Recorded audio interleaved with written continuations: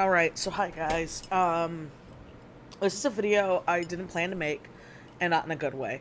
I've actually tried re-recording this video a couple times, because I actually lost the original audio recording. And then, when I tried redoing it again, more stuff started coming to light, and I wanted to talk about that, and then I decided against it, and... So if you guys are new here, it has to be a big deal for me to, like, actually say names when something's going on. I'm more like to look at the issue that's going on and talk about that as a whole, because I've always been a very firm believer in, whoever's the loudest, there's at least, 15 to 20 in the shadows doing the exact same thing. And not enough people get to, hear it as an issue. But there's no way for me to talk about what's going on and to be vague, because everything that is going on right now is only going to get worse, and it's not drama anymore. I talked about how I stopped watching drama channels a while ago, and I just stuck to commentary channels, right? And even then I was very selective with who I started watching, and I noticed that recently a lot of my favorites kind of stopped making videos. And I checked their other social media because, again, I'm an artist, I work from home, and I like having background noise, and people talking sometimes is better than music for me, so I like listening to those videos when I work.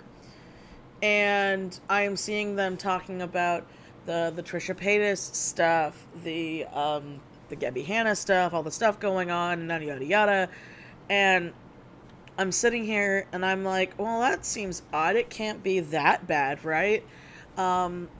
And it is. This isn't, and it's not just Trisha Paytas and Gabby Hanna. There's so much other stuff, Another big YouTuber turned out to be grooming somebody. You have people coming out admitting that they SA'd people in their youth and that they're sorry now about it. Because now years later, when the statute of limitations is up, they're like, yeah, I did this oopsie, haha. But it's not an oopsie. This isn't drama anymore. This isn't fun anymore.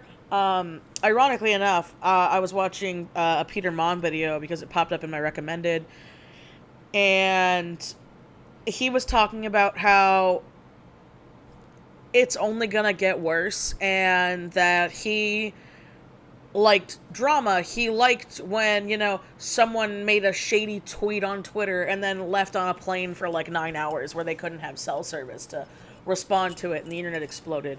Or, makeup drama, oh, so-and-so made a palette and it's a lot like someone else's palette. Or, somebody went on a podcast and called someone else, a bitch, stuff like that, stupid, shady drama stuff, fun stuff. I hate saying it like that, but or oh my god, can you believe what so-and-so said in a new video? Or some people just are completely tone deaf, or stuff like that, because it's all just so heavy, what's going on right now.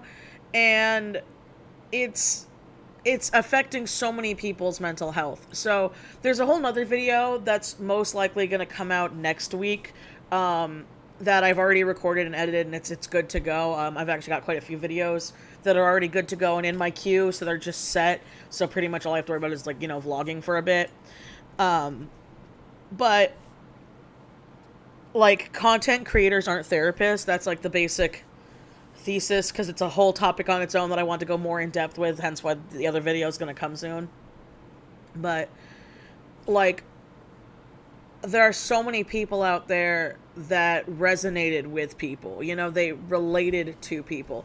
Another good example of this is, the Creepshow art situation, where, a lot of people were really upset that Shannon lied about the whole being homeless thing, with the circumstances, because I know there were a lot of people that really looked up to her, there were a lot of people that really looked up to Trisha Paytas, because Trisha Paytas was one of those people that, was, they are a bad person, but, no, that's not a good way to put it, not No, they are a bad person. I don't know what I'm saying because the stuff they're doing is terrible. I don't know why I'm trying to negate that. But they are someone who very clearly is mentally ill and is, like, showing mental illness on social media, because there's a whole other debate here where, people are like, oh, so people with mental illness shouldn't have social media, because it makes people uncomfortable. Well, mentally ill people exist. These people exist in real life. A lot of people relate to that because they know someone like that, or they have known someone like that. And there is a relatability factor to it. Is it right? No. But it's becoming an issue when, like, actual crimes are being committed, when people's, jobs are being defaced and their legacies are being ruined because someone on the internet said something and they had a huge following, and it's affecting people in their daily lives. It's openly affecting people. It's affecting people that aren't online. Again, I bring this up with the Gabby Hanna situation, because when she made that video, the famous e-girl video, which, despite what a lot of people think, I genuinely think that was just an oopsie on Gabby Hanna's part. Like, I don't think she did it out of malice, but I think, again, the fact that she can't take accountability for anything proves that, like, you messed up there. But you're bringing in this poor victim's family into it consistently, and then people are just berating this victim's family with stuff because of it.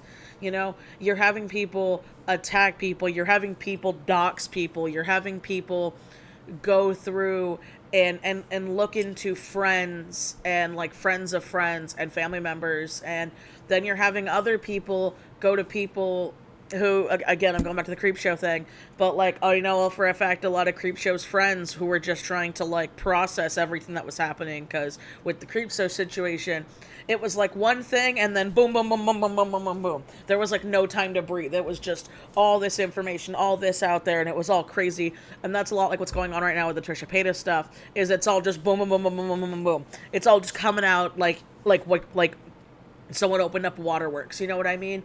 And it's not things that are easy to talk about, because, like, they are legal. This isn't drama anymore. This is, like, people are gonna probably face jail time. People are probably gonna start getting sued. Again, there are people offline that are being drastically affected by all of this, and it's not funny anymore. It's not entertainment anymore. And I have to agree with Peter Mon from the video I watched. I just think it's starting. I think it's only going to get worse, because social media for the longest time was like the wild, wild west. And there are a lot of people out there. Who, like, don't understand a perception of reality properly. You know what I mean? Because so many people are online, but here's the big thing. So many people are offline, or so many more people are offline with all of this going on. I remember I was, like, finding out about a lot of this, and I was talking to my mom about it. My mom had no idea what I was talking about. I talked to another friend of mine who is my age, and he was like, what are you talking about? That sounds disgusting and terrible. Oh my God. And this is what I'm talking about. There are so many people that don't deal with this stuff. So when it starts affecting those people as well, the people who have nothing to do with it, it's when we have problems here. And it's because there are so many people that their entire lives are online, that they don't know how to live offline, that they've been online for so long, and they've made so much money being online and being online for so long, that they don't know how to function offline without it.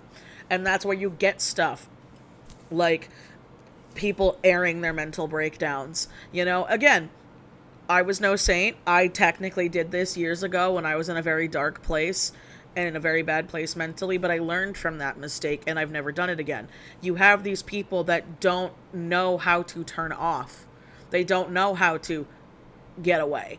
And it's creating such a toxic mindset, because it's teaching people that you can just say whatever you want.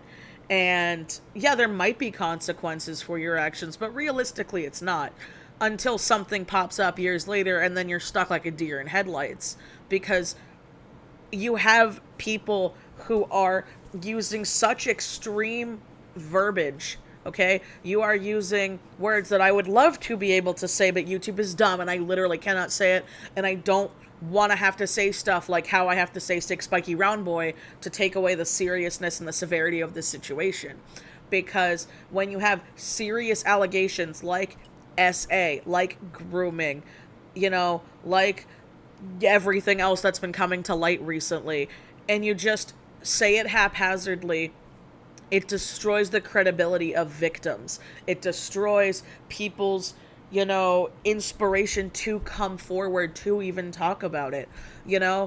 There is something to be said, because recently, I am actually in therapy right now, and a lot of stuff has come to life of my own childhood that I didn't realize that I had mentally blocked out. So there is stuff where victims genuinely don't even realize they're victims until they finally start getting help, and then things are starting to make sense. Again, for myself, I won't go into too much detail about it because it's personal, but something did happen to me when I was a child that I didn't remember properly. And as I've been working through therapy, so many things that I do in my life today as a 28-year-old woman are still scars from that incident that I couldn't even remember. Certain things I said and I did and reactions I had to certain situations were because of something that happened to me that my brain genuinely made me forget. And that's what happens with a lot of victims, is stuff like that happens. But when you get something so monstrously wrong and you deface a good person, especially a person that can't defend themselves because they are goddamn dead, it's bad. It's really bad, because it seems more like you said that person's name by name because they were dead. Because they were dead, you can't actually claim defamation because the person you are claiming did it died. That is a true legal fact. I could say something completely terrible and fake and a lie about someone who died, and I would actually legally probably have no ramifications for it. It would just be destroying somebody's character, and that is vile and disgusting. And with these people, they clearly were hurt. They were hurt. They are victims. And it also comes back to like, oh, well, not everyone can be a good victim, and, you shouldn't assume all victims are bad. You're right, but when stuff like this happens, it makes victims less likely to come forward and talk about their issues and do this and that. Or if they get something even slightly wrong, it can destroy everything they've ever had, or destroy the people around them's lives, because this is affecting not even just the person, because I've always been a firm believer in karma, and karma comes around one way, shape, or form. They might take their sweet time, but when karma is there, karma is gonna come and they are gonna take. But what not enough people are talking about is when these people have their hooks into other people and other people's livelihoods and other situations. Even if those people are not the best of people, it destroys everything. It destroys so much. And it makes it harder for people to believe when people are telling their stories, when people are sharing their pain, because there are people that lie. And then you have the people who are like, oh, well, it's not lying, I misremembered it. That's still a lie. Yeah, you didn't mean to, but you're not admitting I messed up. And that's the biggest problem with all of these people and all of the toxicity that's happening right now, is these people are not admitting when they're wrong. They're just making an excuse. It's not I'm sorry, but I have memory issues. Oh, well, it's believe all victims until it's me, or until it's somebody I care about. When it's someone I care about and I trust, then I'm just not going to believe any victims. You have people that have known people for years who are taking the sides of people that they've only known for like a couple of days. And I'm not even talking about just the Trisha Paytas thing. I'm talking about, this is a lot of stuff online, and then you're seeing these people who are loyal to a fault, to where they will try to destroy other people because they are loyal to a fault. And it's just becoming disgusting and vile, and like genuinely makes me sick, because this isn't drama anymore. This isn't drama. This is very serious issues. Again, these are people's livelihoods at stake. These are people who don't live online. Their lives are being at stake. There are people's lives being ripped apart. And I know I already said it once, but I'm going to repeat it again and then just end the video here. But I believe Peter Ron's right. I think it's only going to get worse. I think that the fun, petty stuff is going to get so pushed under the rug now because of just all of this severity that's coming out. And it makes me worried. But yeah, that's all I wanted to say. I just really wanted to get out here and get my thoughts and opinions on the video. Let me know how you feel down below, if you agree or disagree. Yeah, I make new videos every Wednesday, or at least I try to. Please follow me on other social medias. And thank you as always. I will see you guys next time. Bye-bye.